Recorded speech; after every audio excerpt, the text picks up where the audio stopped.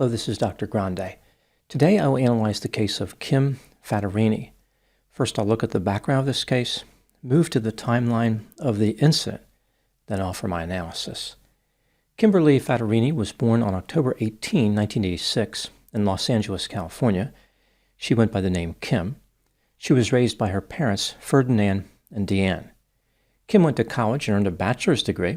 She had a double major, business administration and economics. In 2008, she met a man named Sam Reina, and the couple became romantically involved. Sam worked as a casting director for Playboy. He gave Kim a job as his assistant. Kim worked on multiple low-quality TV shows over the years, including one called Playboy's Beach House. In addition to this work, Kim did some modeling, but none that involved nudity. This limited her opportunities for advancement with Playboy. Kim hoped to become a Hollywood actress, but this was a very competitive field, and she did not achieve any success. Sometime around 2016, when Kim turned 30, she ended her romance with Sam. It appears as though they had different goals. Kim was highly interested in getting married and having children. After the breakup, Kim increased her party activity dramatically, which included consuming large quantities of substances. Her desire to use substances was easy to satisfy in Hollywood. Kim was frequently invited to clubs where she was given free drugs and alcohol. She found herself in a freefall, plunging toward destruction. Now moving to the timeline of the incident. Sometime in the spring of 2017, Kim became friends with a man named Eli Webby. He was a club promoter and nightlife entrepreneur who had recently become a partner at a Los Angeles nightclub called the Warwick. At this club, he oversaw VIP relations. Eli believed that he could make the Warwick successful by building a client list of VIPs, including celebrities. Essentially, it sounds like his strategy was to invite beautiful women to the clubs and provide them with free alcohol and meals. In exchange, they would be introduced to VIPs who were highly interested in having romantic contact with the women. It was not unusual for the women to party into the early morning hours with these VIPs. Eli started inviting Kim and her friends to the Warwick and introducing them to VIPs in his network. One of Kim's friends, Monica Moss, asked her to join her at the Warwick on July 22, 2017, but Kim was leaving the day before to spend time with her parents in the Pacific Northwest. Kim suggested they meet with Eli on Thursday, July 20, at a new club he was promoting called the Highlight Room. The grand opening of that club was scheduled for that evening. The women went to the Highlight Room as planned, sat at an exclusive table, and consumed alcohol until the club closed at 2 a.m., now on July 21, 2017. At this point, Kim, Monica, and a few other women left the club and went to Eli's house. They were not ready for the party to end. At some point, Kim ended up at Monica's apartment in West Hollywood. At 3:16 p.m., Monica called 911 and indicated that she had been trying to wake Kimberly up without success. Kimberly was supposed to be at an appointment at noon. The operator instructed Monica to place Kimberly on the floor. Monica said, "No, I don't want to touch her, to be honest." The operator replied, "Ma'am, if we could get her CPR and help her, we would want to try." Monica said, "Okay, well, the paramedics need to come and do that. I'm not going to do that. I don't want to touch her." Eventually, Monica agreed to help and moved Kim to the floor. The operator said, "Have you ever done CPR?" Monica responded, No, the ambulance is already here. I don't want to touch her." At this time, the paramedics entered the apartment. They found 30-year-old Kim Fattorini on the floor unresponsive. Her jeans were unzipped, and she was not wearing underwear.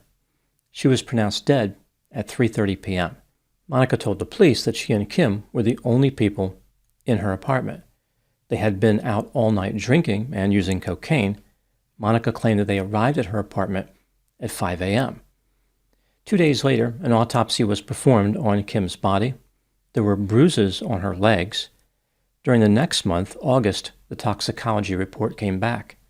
Kim had alcohol, cocaine, and GHB in her system. GHB is notorious for being used by perpetrators who wish to conduct an assault of a sexual nature, but some people use it recreationally. It is particularly popular on the party scene, so detecting GHB in Kim's system was not necessarily surprising. The coroner believed that foul play was not involved. This was an overdose. The combination of alcohol, cocaine, and GHB killed Kim. In September 2017, the case was closed. No one was charged in connection with Kim's death. In 2019, text messages were released that made it seem like Kim may have been the victim of a crime. Here is what the text messages revealed. Monica had told the police that on the day Kim died, they were out consuming alcohol and cocaine. The women arrived at Monica's apartment at 5 a.m., but this was not true. The women were still at Eli's house at 5 a.m. At around 6 a.m., Eli Webb had a text message exchange with a man named J.P. Castro. He was a car dealer. Referring to Kim and the other women, Eli wrote, quote, "These 4 girls are hot as blank," unquote. Eli also wrote, quote, "Only one is weak. Putting her to sleep, though. Coke dealer can blank her. He gets the scum," unquote. This is consistent with Eli having a significant level of disrespect for the women. At around 8 a.m., Eli had a text exchange with a former NFL player named Sean Merriman, who Eli considered to be a VIP. Eli referred to Kim and 2 other women, Stephanie and Valerie, as blanks. The blank rhymes with door. It is a word that refers to prostitutes. Eli indicated that he was trying to get rid of the women, but they would not leave. He texted Kim's cell number to Sean. Sean replied, "I'll get a hotel, and I can take her there if she's down." He also indicated that if she was not down, he didn't care, and said that he was not in the mood for games. This makes it seem like Sean was interested in having romantic contact of some sort with Kim. Sean arrived at Eli's house sometime between 8:30 a.m. and 9 a.m. At about 9:20 a.m., Kim sent a text message to Eli, even though they were in the same house. She wrote, quote, "But your friend just poured half G in my drink, and I have never. Don't go to sleep. Come check on me when you can," unquote. When Kim said G, she was referring to the drug GHB. Kim never specified who the friend was. Presumably, it may have been Sean. Just before 10 a.m., a text exchange started between Kim and Sean. Kim couldn't seem to figure out that Sean was in the same house, which is consistent with her being significantly impaired. Sean asked for her address so he could call a car. He wrote, quote, "Should I come with you to your place? Eli isn't coming," unquote. Kim sent a screenshot of a map to show Sean her location. Again, they were in the same house together. These text messages contradicted the story that Monica had supplied to the police. Monica was interviewed again and offered a new story. Here is what she told the police this time.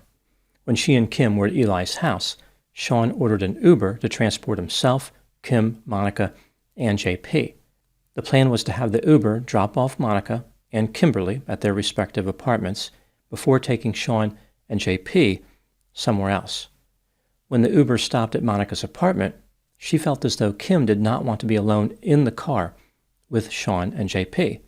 Therefore, Monica invited Kim into her apartment. She also invited Sean and JP into the apartment to consume alcohol. Monica fell asleep on the couch. When she woke up, she discovered Kim and Sean in her bed, not wearing any clothes. Monica told them to use the couch and took the bed for herself. Not long after 3 p.m., she found Kim unresponsive. Again, Monica called 911 at 3:16 p.m. Monica said that Sean had been in the room with her when she called 911, and that Sean was the one who actually moved Kim's body to the floor. Again, the operator said to move Kim to the floor so that Monica could start CPR. Monica's claim that Sean was there seems strange because no other voices or noises could be heard during the 911 call. Monica claimed that after Sean moved Kim to the floor, he said he was concerned about media attention because he was a celebrity. Sean left the apartment. The police spoke to Eli, He denied that he gave any substances to Kim. He said that he checked on her and she was fine. He indicated that Sean had been known to party with GHB. In a social media post, Eli addressed the backlash he received when the offensive text messages were made public.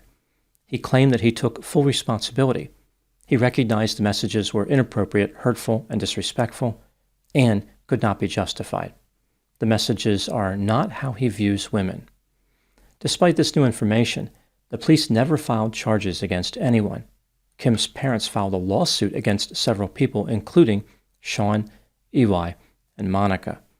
At the time I'm making this video, the lawsuit is still making its way through the court system. Now moving to my analysis. Eli, Sean, and Monica have denied any wrongdoing in connection with Kim's death, and no charges have been filed in this case. It is unlikely that charges will ever be filed. At this point, the police consider this case to be closed.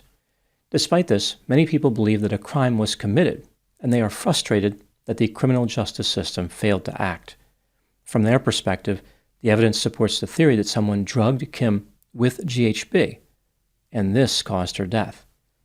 Let's take a look at the evidence both for and against the idea that criminal activity was involved in this case, starting with the factors that support this theory. Kim sent a text message to Eli saying that his friend had given her GHB. Sean was a friend of Eli, who was in Eli's house at that time. Maybe he was the friend to whom Kim was referring. It appeared as though Sean wanted to have some type of romantic contact with Kim. According to Eli, Sean had a reputation for partying with GHB. This drug has a reputation for being used by people who are trying to engage in non-consensual sexual activity. Furthermore, based on the content of the text messages, it seems clear that Eli was trying to pair every man with a woman. Eli wanted to be with Stephanie. He assigned Monica to be with JP and assigned Kim to be with Sean. Monica lied to the police about what time she and Kim arrived at her apartment. She did not want to perform CPR on Kim. Monica changed her story and said that Sean was in the apartment when she discovered Kim unresponsive. There were bruises on Kim's legs, and of course, Kim died from a combination of drugs in her system. Now moving to the factors that contradict the theory that criminal activity was involved in this case. It seems likely that Kim consumed the alcohol and the cocaine voluntarily, something she was known to do regularly. She may have voluntarily taken the GHB, or it may have been given to her without her consent, but there is no way to know which is true. Kim sent a text message to Eli saying that his friend gave her GHB, but she never stated who the friend was, and she never indicated this was contrary to her will. Kim didn't say, "The friend is committing a crime against me." She just asked Eli to check on her. During the autopsy, no one checked to see if Kim was the victim of an assault of a sexual nature. There is no proof that she had sex with anyone in the hours leading up to her death. Kim had bruises on her legs. However, they may have been self-inflicted. She once sent a text message to a friend that read, quote, "I have bruises on my legs too. Ha ha. Guess we had a good time," unquote. When considering all the evidence in this case, do I believe that criminal activity was involved? In my opinion, yes. I do believe that Kim was given GHB against her will, and this caused her death. The problem is, there is no way to prove that theory beyond a reasonable doubt. Even if it could be proven that Kim was killed with GHB, there is no way to know who gave it to her. If a more thorough investigation was conducted from the beginning, perhaps the police would have discovered what happened to Kim. Instead, they squandered their opportunity to collect key evidence, and this case will forever be a mystery. What do I think happened in this case? This is just a theory, my opinion. Kim Fattorini became caught up in a fast-paced Hollywood party lifestyle. When she would go out to a club or to a party, she would consume excessive quantities of drugs and alcohol. This was a hard life. She was trapped in a vicious cycle.